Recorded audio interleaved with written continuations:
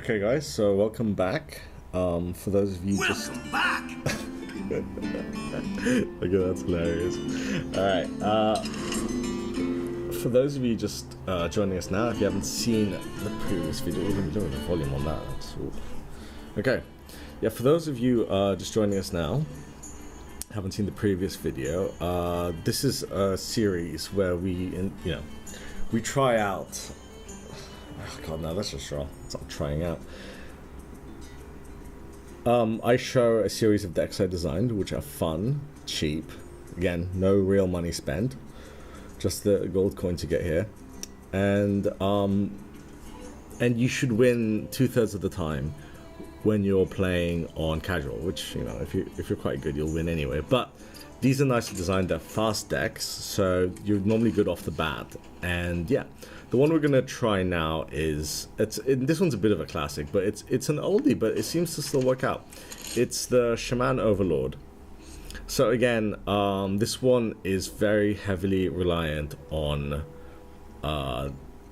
which guy? Let's see if here we go. The Unbound Elemental.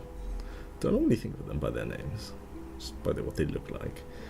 So obviously he combines well with a lot of this other stuff, and this is one of my older decks. This was initially designed when I only had a few rare cards, and any rare card I had was, in my mind, a good card, and it was used.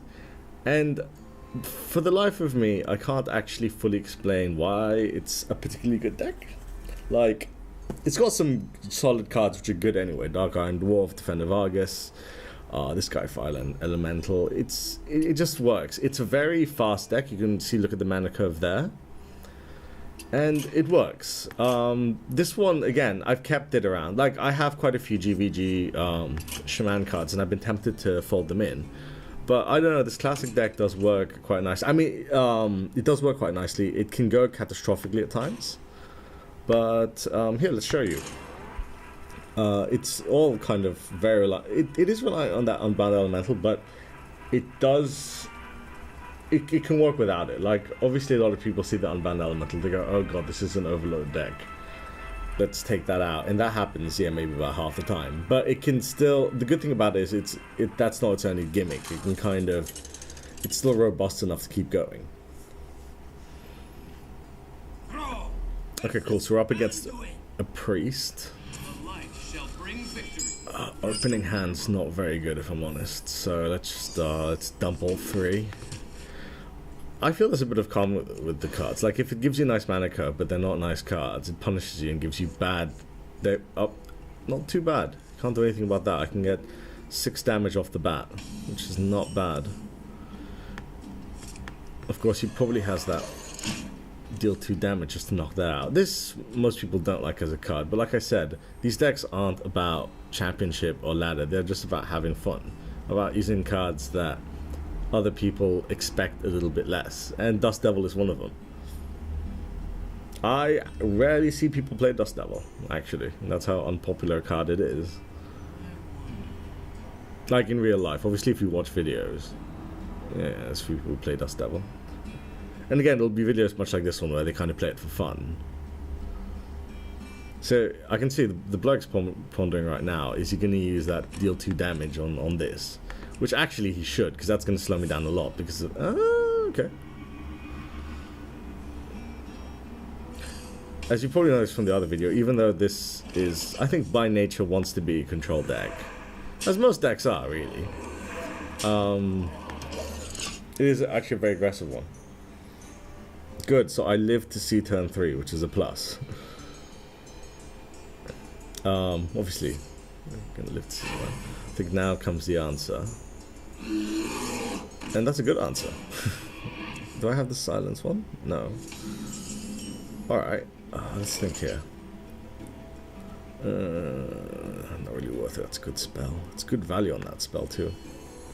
So I'm probably gonna lose the Dust Devil already, which, you know, it's a shame, but nothing we can do about that.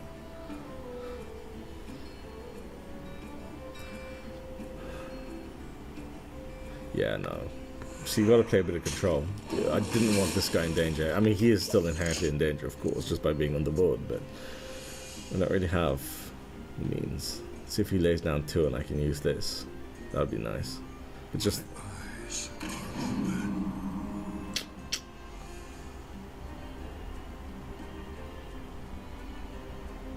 not that strong opening from this guy, again. Especially if you're a priest, it's not really that a good card to have. Anyway, let's see what we get next. To be honest, what's in the hand is not very good as of such, so... Ooh, no, but that's not even a...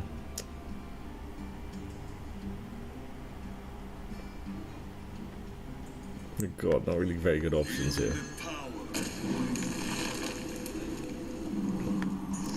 Okay, so... might not expect to win this one. Because that's not... because, okay, the design of this deck is that they're supposed to be quite fast. And the speedy entry kind of didn't really happen. Ooh, that's a good pun. Somebody commented on that later.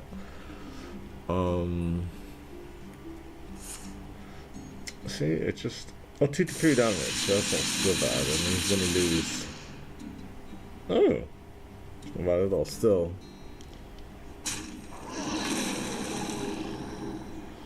I think there goes that. Tragic, really. In the light's name.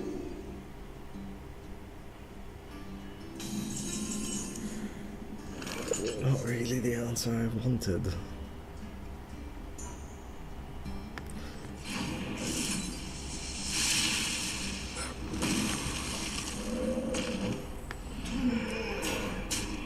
Alright, very bad momentum on my end. Don't know how this is gonna go.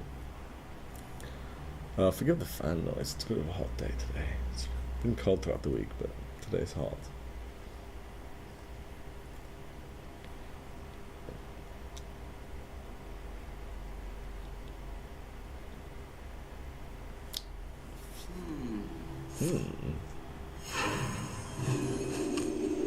Wow, okay, that's a surprisingly lousy turn. I'm alright with that.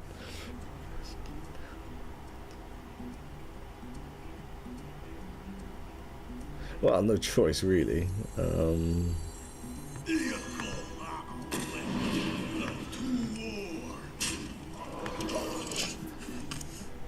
Okay, well. Does he have Consecrate? Sorry, not Consecrate. What's his? Holy Fire. It's his.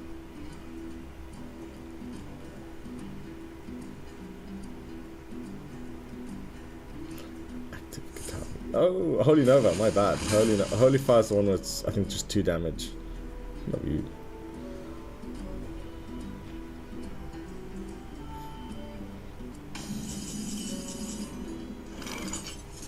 Right, see, this would have been one of the nice things to have at the beginning.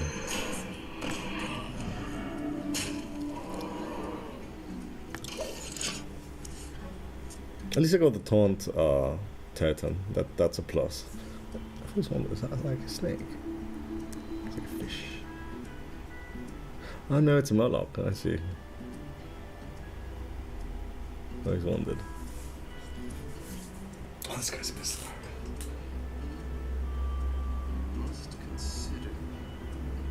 If this guy knew how lousy my cards were. I think he's expecting me to have all these answers. Like, I do have Hex, which is an answer. We can count Hex as an answer to things, but I mean, yeah, this is obviously my version of removal of board clearance.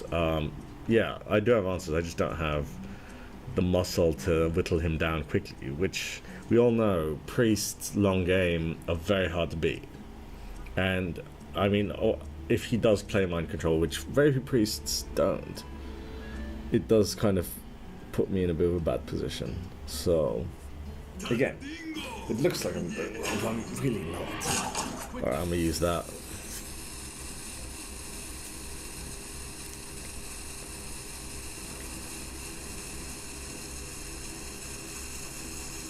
Does he have like the world's lousiest card? I'm a bit surprised because again, this has not been, you know, for that I've kind of shown off about this supposed deck.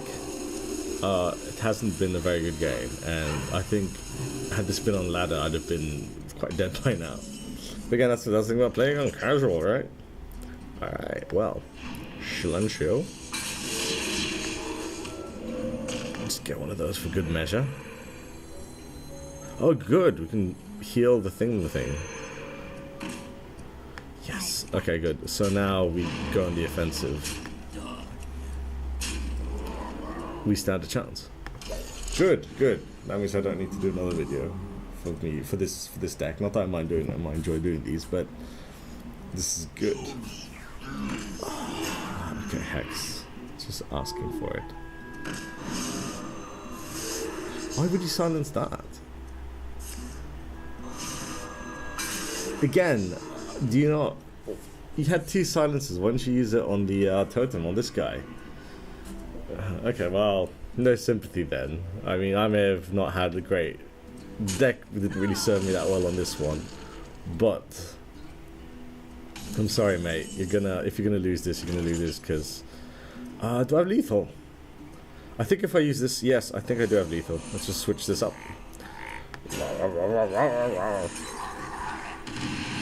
Alright, yes, I have lethal. So, obviously be a bit polite. Well played. Here we go. So long, mate. What? Really, mate? Okay, well. And just a little wait. And then... Okay, well, there you go. It actually worked out. You see, that's the thing. Like I said earlier, people know it's a bit of a tricky deck, and that's why it served me, even though, again, it doesn't have any of the new GVG cards. It served me well for the simple reason that, yes, a lot of the cards do surround that Unbound Elemental, and they obviously target it. And just like here, it dies early about half the time. But it kind of relies... It's got these other rare cards that... Well, they're not that rare. They're just called rare.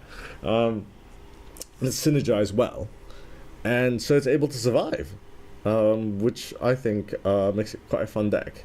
That one, I'll admit, the Shaman Overlord, a bit less than the Cultizard in the sense that it's purely entertainment. That one just magically works.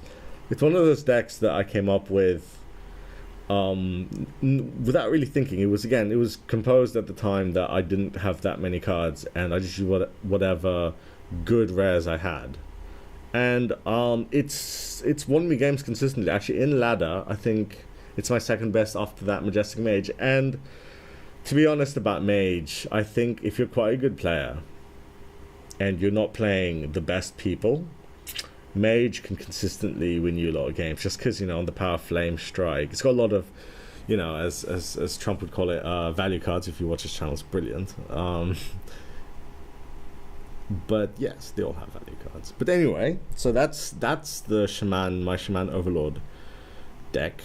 Not the most imaginative, but one that I think has the innovation in it that it looks like it's based around the Unbound Elemental, but actually it relies on other strengths to actually win at games.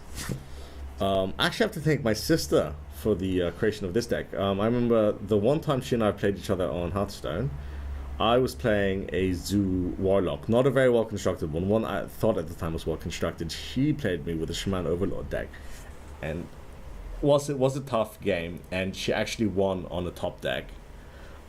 She still did beat me, and that kind of inspired this deck, so thanks to her for that. And I hope you guys liked the video. Please share, like, and subscribe, and well, leave a comment if you like. Bye.